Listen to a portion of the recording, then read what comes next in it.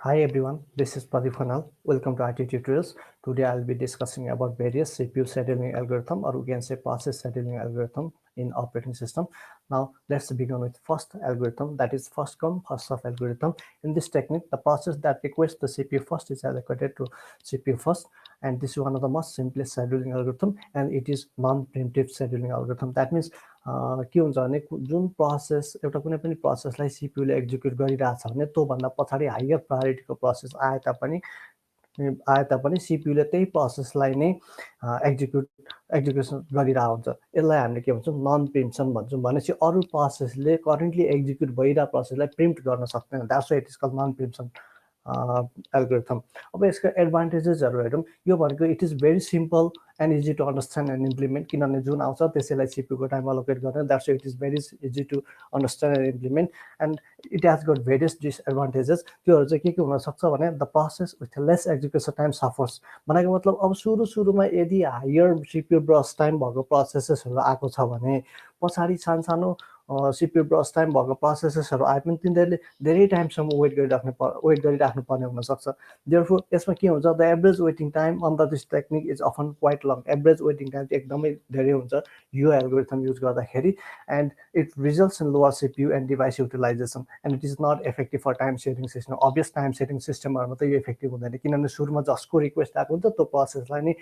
नसकुन्जेलसम्म execute गरिराख्नु पर्ने हुन्छ। That's why it is not effective for time setting system. अब यो कुरा बुझ्नको लागि लेट्स सी अ एक्जाम्पल, त्यसमा हामी अलिकति क्लियर हुन्छौँ।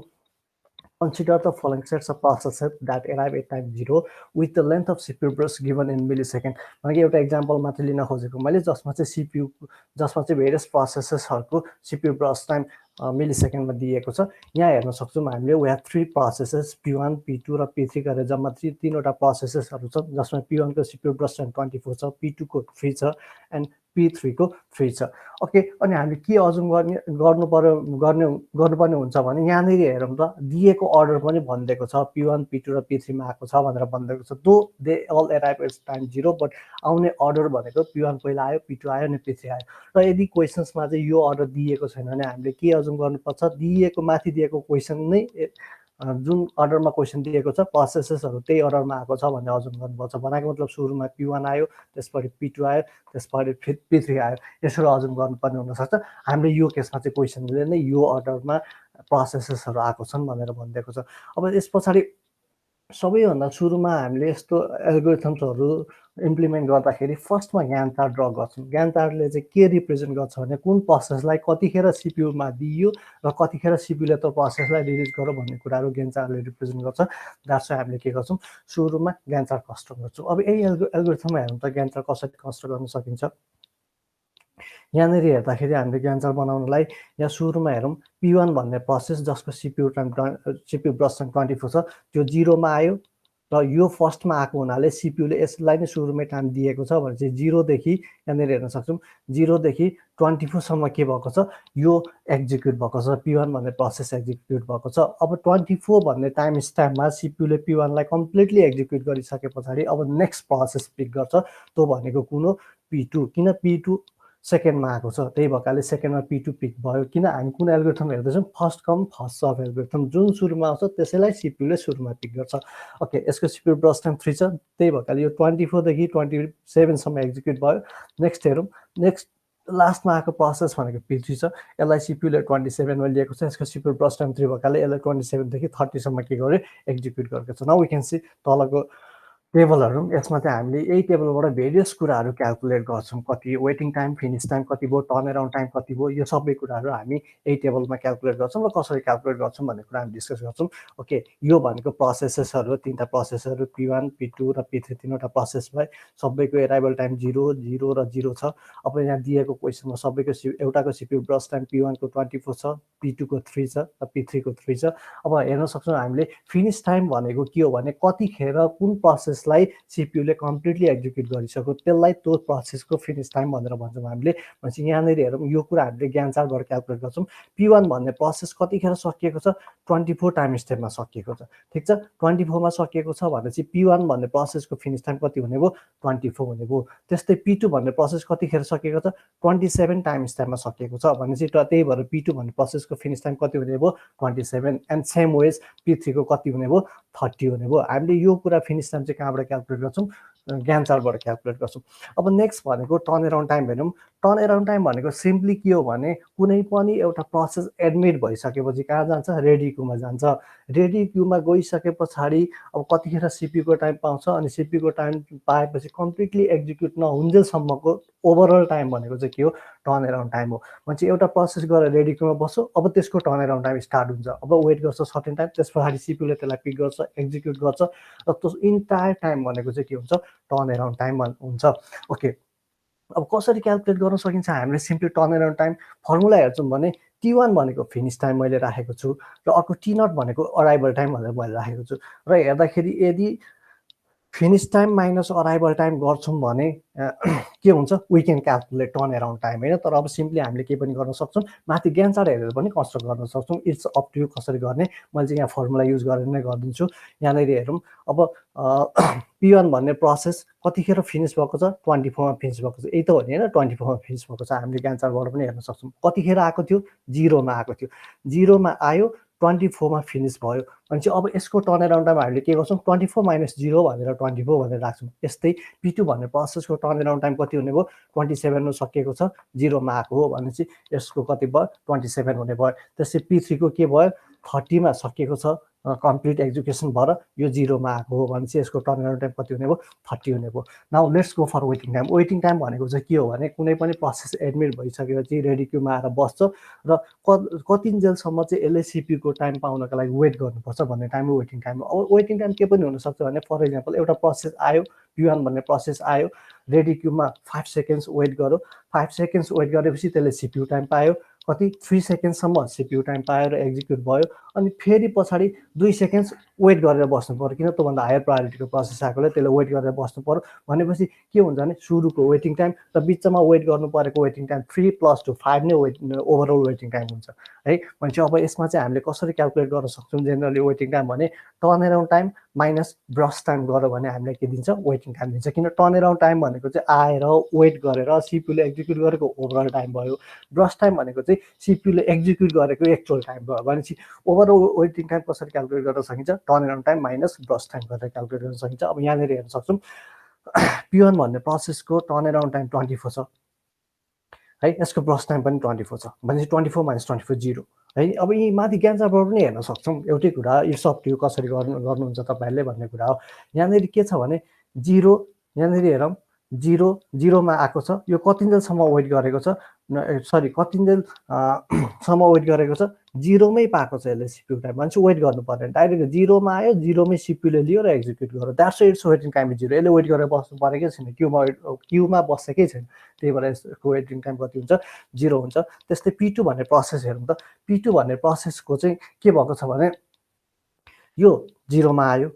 24 सम्म वेट गरेर बस्यो अनि बल्ल सिपियुले यसलाई पिक गरेको छ भनेपछि यसको वेटिङ टाइम कति भयो 24 भयो। वी क्यान से सिम्पली यहाँबाट पनि हेर्न सक्छौँ टर्न एराउन्ड टाइम 27 छ र यसको ब्रस टाइम 3 छ 27 माइनस 3 इज 24। यसरी पनि हामीले के गर्न सक्छौँ वेटिङ टाइम क्यालकुलेट गर्न सक्छौँ। सेम वेज अर्को प्रोसेसको P3 भन्ने प्रोसेसको 27 कसरी क्यालकुलेट भयो यहाँ हेरौँ टर्न एराउन्ड टाइम भनेको 30 छ र यसको ब्रस टाइम भनेको 3 छ 30 माइनस 3 त्यसरी पनि क्यालकुलेट गर्न सक्यो। अथवा अर्को के पनि हेर्न सक्यो यहाँनिर P3 भन्ने प्रोसेस 0 मै आएको हो यसले कति बेरसम्म वेट गर्नु पर्यो 27 सम्म वेट गर्नु पर्यो अनि सिपियुको टाइम पायो P3 भन्ने प्रोसेसले। अब यहाँबाट पनि 27 माइनस 0 गरेर 27 भनेर वी क्यान क्यालकुलेट। अब रेस्पोन्स टाइम भनेको चाहिँ के हो भने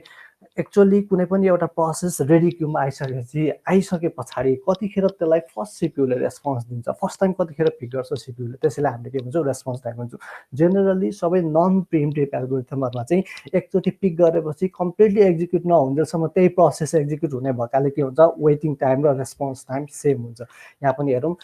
P1 भन्ने प्रोसेस 0 मा आएको छ अब यसलाई सिपियुले 0 मै रेस्पोन्स दिएको छ सुरुमा भनेपछि यसको रेस्पोन्स टाइम 0। P1 भन्ने प्रोसेस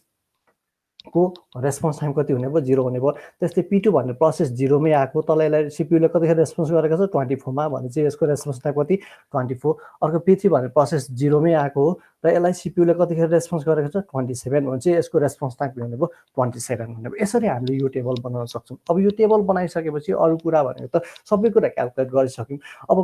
अब जनरली क्वेशनले के सोधेको छ त्यो अनुसारले के गर्छौं हामी अरु क्याल्कुलेसन्सहरु गर्छौं अब मैले यहाँ सिम्पली हेरौं वेटिङ टाइम फर P1 यति P2 यति P3 यति हामीले क्याल्कुलेट गरिसकेको त्यो भनेको वेटिङ टाइम भनेको यहाँबाट छ हैन निकालिसक्यौं अब एभरेज वेटिङ टाइम भनेको के हो त यो तीनटा कुरालाई सम अप गर्ने एउटाको P1 को वेटिङ टाइम प्लस P2 को वेटिङ टाइम प्लस P3 को वेटिङ टाइम गर्छौं र एभरेज निकाल्नलाई डिभाइड बाइ 3 गर्छौं किन यहाँ तीनवटा प्रोसेसहरु छन् हैन त्यही भएकाले 17 मिली सेकेन्ड्स भनेर यसरी आएको छ नेक्स्ट टर्न अराउन्ड टाइम भनेको सम गर्ने यो तीनवटालाई P1 को टर्न अराउन्ड टाइम P2 को टर्न अराउन्ड टाइम र P3 को टर्न अराउन्ड टाइम सम गर्ने अनि तीनवटा प्रोसेस भएकाले पनि डिभाइड बाइ 3 गर्छौं एभरेज टर्न अराउन्ड टाइम निकाल्न र यसको कति आएको छ 27 मिली सेकेन्ड्स आएको छ hope guys you have understood this अब okay let's see another example अर्को एक्जाम्पल हेरौं यहाँनेरि अर्को एक्जाम्पलमा अब आएको अर्डर मात्रै फरक गरेको छ यसमा चाहिँ अघिकै क्वेशन्स हो हैन अब P1 को ब्रस टाइम त्यति 24 हो अर्को P2 को 3 हो P3 को पनि 3 हो ब्रस टाइम र आको भनेको 0 टाइम स्ट्याम्पमै आएका छन् तर आउने अर्डर चाहिँ फरक गरिदिएको छ अघि पहिला P1 आयो अनि P2 आयो अनि P3 आयो अब यहाँ चाहिँ के भएको छ P2 पहिला आयो P3 आयो अनि P1 आयो अब यसको हेरौं ज्ञान कस्तो हुन्छ ओके P2 सुरुमा आएको छ सीपीले सुरुमा P2 लाई पिक गर्ने भयो यो 0 मा आयो यसको ब्रस टाइम 3 सम्म छ भने P2 0 देखि 3 सम्म एक्जिक्युट भयो त्यसपछि पछाडी P3 आएको छ P3 लाई सीपीले 3 टाइम स्ट्याम्पमै पिक गर्यो र यसको पनि सीपीयू ब्रस टाइम 3 भयो भने 6 सम्म एक्जिक्युट भयो र लास्टमा P1 आएको छ र यसलाई 6 मा P1 लाई पिक गर्यो र यसको ब्रस टाइम 24 30 सम्म के गर्ने भयो 6 + 24 गरेर 30 सम्म यसलाई एक्जिक्युट गर्ने भयो सीपीयूले ओके अब तल टेबल हेरौं P1 P2 P3 arrival time 0003 तिनटैको ब्रस टाइम 24:33 सेम माथिको क्वेशन भयो र फिनिश टाइम हेर्छौं भने यहाँहरु P1 कतिखेर सक्यो त 30 मा सक्यो हैन त्यही भएर 30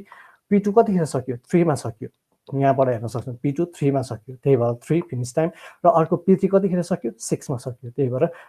6 इज फिनिश टाइम अब यहाँबाट टर्न अराउन्ड टाइम त अब क्याल्कुलेट गर्न सकिहालिन्छ यो भनेको के हो simple finish time minus arrival time 30 भयो 3 भयो 6 भयो अगेन वेटिङ टाइम क्याल्कुलेट गर्न सकिन्छ turn around time minus brush time गरेर 6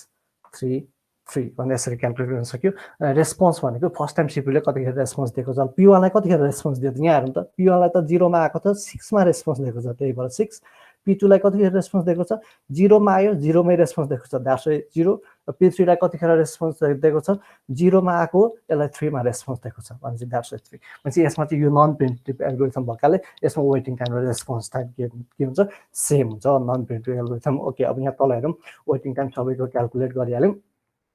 अनि यसमा एभरेज वेटिङ टाइम 3 मिली सेकेन्ड सेम अघिकै क्वेशन हो तर यदि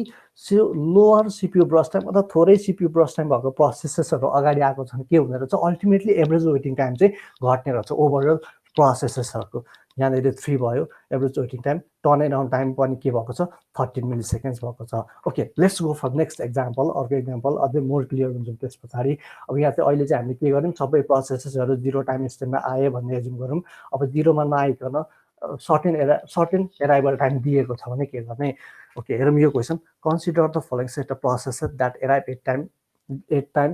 ओके गिवन टाइम हैन इन मिली सेकेन्ड्स के कुरा आयो भने with the length of CPU burst given in milli second भनेपछि अराइभल टाइम पनि दियो ब्रस टाइम पनि दियो अघि चाहिँ अराइभल टाइम के थियो 0 थियो भनेपछि अब यहाँबाट अर्डर त हामीलाई थाहा भइहाल्यो 0 मा आएको छ P1 1 मा P2 आएको छ P3 आएको छ 3 मा अनि P4 आएको छ 5 मा भनेपछि कुन अर्डरमा आए प्रोसेसर्सहरु P1 आयो P2 आयो P3 आयो र P4 आयो अब यसको पनि हामीले के निकालौं ओके ओभरअल सबै टेबल नै क्याल्कुलेट गरौँ त जनरली एक्जाममा सोध्ने भनेको चाहिँ एभरेज टर्न अराउन्ड टाइम र वेटिङ टाइम सोधिरहेको हुन्छ अब यसको ज्ञान चार्ट हेरौँ यहाँबाट ज्ञान चार्ट कन्स्ट्रक्ट गर्दाखेरि अब यहाँबाट हामीले ज्ञान चार्ट कन्स्ट्रक्ट गर्न सक्छौं अब प्रोसेस P1 सुरुमा आयो हैन यतिखेर त अराइभल टाइम 0 छ भने चाहिँ अरु कुनै प्रोसेस आकै छैनन् अब फर्स्ट कम फर्स्ट सर्भ भएकाले प्रोसेस P1 आएको छ भने सुरुमा सीपीयूले P1 लाई नै पिक गर्छ भनेपछि 0 देखि यसको ब्रस टाइम कति छ 10 छ 0 देखि 10 सम्म के एक्जिक्युट हुने भयो P1 एक्जिक्युट हुने भयो अब नेक्स्ट भनेको P2 आएको छ P2 कतिखेर आयो 1 मा आयो हैन अब यहाँ 10 सम्म त P1 एक्जिक्युट भयो P2 1 मा आएको छ भने चाहिँ अब नेक्स्ट चोटी कसलाई पिक गर्नु पर्यो P2 लाई पिक गर्नु पर्यो P2 को ब्रस टाइम 6 भएकाले 10 देखि 16 सम्म P2 एक्जिक्युट हुने भयो त्यसै अब P3 16 देखि 18 सम्म किन P3 को ब्रस टाइम कति छ 2 छ 16 मा पिक हुने भयो 18 सम्म एक्जिक्युट हुने भयो एन्ड फाइनली P4 को ब्रस टाइम 4 छ त्यही भएर 18 देखि 22 सम्म के हुने भयो एक्जिक्युट हुने भयो ओके अब तल टेबल हेरौँ सबैको टेबल निकालौँ क्याल्कुलेट गरौँ फिनिश टाइम टर्न अराउन्ड टाइमहरु क्याल्कुलेट गरौँ ओके P1 भन्ने प्रोसेस अराइभ यो टाइममा आएको छन् सबै प्रोसेसहरु यो टाइममा आएको छन् र सबै इच प्रोसेसहरुको CPU ब्रस टाइम यति दिएको छ अब फिनिश टाइम भनेको हामीले माथि ग्यान्ट चार्टबाट क्याल्कुलेट गर्छौं हैन र P1 को हेरौँ 10 दैट्स वाइ 10 भनेर मैले P1 को फिनिश टाइम राखेको छु P2 को कति छ 16 त्यही भएर यहाँ 16 भनेर राखेँ P3 को कति छ 18 त्यही भएर मैले के भनेर राखेँ 18 भनेर राखेँ P4 कति छ 22 त्यही भएर यसलाई मैले 22 भनेर राखेँ okay I think you are clear with finish time अब नेक्स्ट हेरौँ टर्न अराउन्ड टाइम कसरी क्याल्कुलेट हुन्छ टर्न अराउन्ड टाइम भनेको यहाँनेरि भनेको finish time minus arrival time यहाँनेरि हेरौँ त P1 भन्ने प्रोसेस 0 मा आयो 10 मा सक्यो यसको टर्न अराउन्ड टाइम कति भयो 10 माइनस 0 इज 10 त्यस्तै अब P2 भन्ने प्रोसेस कतिखेर सकिएको छ 16 मा सकिएको छ यो कतिखेर आको 1 मा आको हो भनेपछि दुईटाको डिफरेन्स लिँदा कति हुने भयो 15 हुने भयो P3 भन्ने प्रोसेस कति भयो कतिखेर सकिएको छ 18 मा सकिएको छ यो कतिखेर आको छ 3 मा आको छ दुईटाको डिफरेन्स लिँदा कति भयो 15 भयो अब P4 भन्ने प्रोसेस कतिखेर सकिएको छ 22 मा सकिएको छ यो कतिखेर आको 5 मा आको छ भने दुईटाको डिफरेन्स लिएर कति भयो 17 भयो है यसरी टर्न अराउन्ड टाइम क्याल्कुलेट गर्न सक्यौं अब वेटिङ टाइम भनेको simply turn around time minus CPU brush time अब हेरौँ त फर्स्ट प्रोसेसको टर्न अराउन्ड टाइम 10 छ र CPU ब्रस टाइम 10 छ भनेपछि यसको वेटिङ टाइम कति हुने भयो 0 हुने भयो अब यहीबाट पनि हेर्न सकिन्छ अहिले जस्तो सुरु 0 मा आयो वेटै गर्नु पर्दैन के गर्यो यसले कन्टिन्यू एक्जिक्युट भयो 0 मा नै पिक भयो त्यही भएर 0 भयो अब त्यस्तै सेकेन्ड प्रोसेस कतिखेरको टर्न अराउन्ड टाइम कति छ सेकेन्ड प्रोसेसको P2 भन्ने प्रोसेसको टर्न अराउन्ड टाइम 15 छ अब यो कतिखेर अब त्यसपछि यो कतिखेर आएको थियो सरी कतिखेर यसको CPU ब्रस टाइम कति छ 6 छ भनेपछि ओभरअल के हुने भयो यसको वेटिङ टाइम 9 हुने भयो CPU ब्रस टाइम 6 छ ओभरअल टाइम यसलाई कति लाग्यो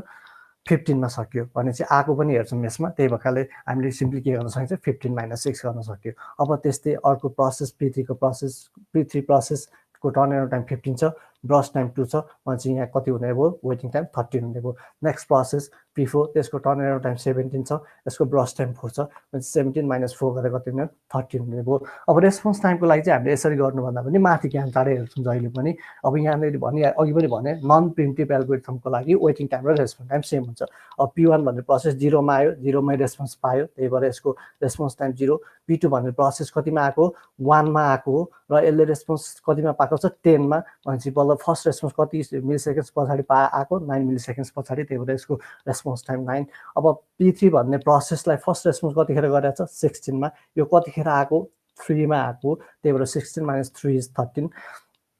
अब त्यस्तै अर्को प्रोसेस भनेको चाहिँ लास्ट प्रोसेस P4 जुन चाहिँ कति जसलाई चाहिँ CPU ले कतिखेर रेस्पोन्स गरेको छ 18 टाइम स्टेपमा र यो कतिखेर आको 5 मा आको त्यही भएकाले यसको रेस्पोन्स टाइम कति भयो 13 भयो अब यसपछि हामीले के हेर्न सक्छौं भने यहाँनेरि हेरौँ एभरेज टर्न अराउन्ड टाइम निकालौँ र एभरेज वेटिङ टाइम निकालौँ अब यहाँबाट त सबैलाई सम गर्ने डिभाइड बाइ 4 गर्ने हो चारवटा प्रोसेसको लागि त्यसो एभरेज टर्न अराउन्ड टाइम भनेको 10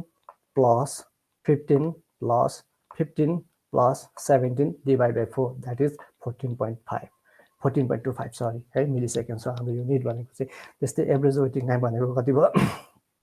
0 plus 9 plus 13 plus 13 0 plus 9 plus 13 plus 13 divided by 4 गरेर 8.75 यो भनेको एभरेज वेटिङ टाइम भयो Okay guys, I hope you have understood first come first serve algorithm very well in CPU scheduling algorithm. अब अरु एल्गोरिथमहरु चाहिँ म next video ट्युटोरियलमा discuss गर्छु मैले